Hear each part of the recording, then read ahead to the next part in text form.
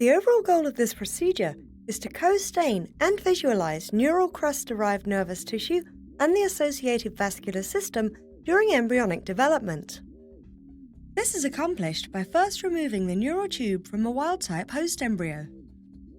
An equivalent neural tube region is then excised from a stage-matched transgenic GFP chicken embryo, enzymatically digested and grafted into the wild-type host.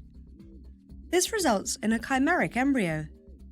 The second step is to inject fluorescent dye into the blood system of the chimeric embryos to visualize the developing vascular system. Next, the embryos are harvested and the tissues of interest are dissected.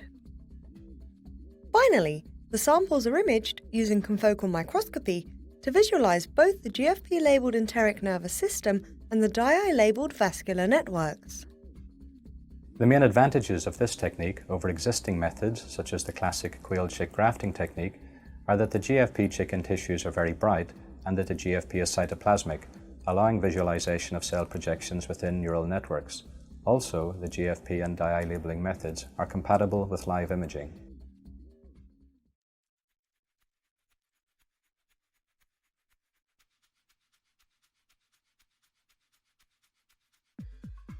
To begin, prepare the work area and all the tools and reagents needed for the procedure.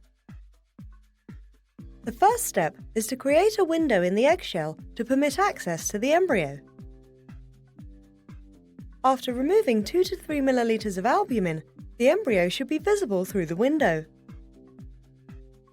India ink is then injected to help visualize the embryo.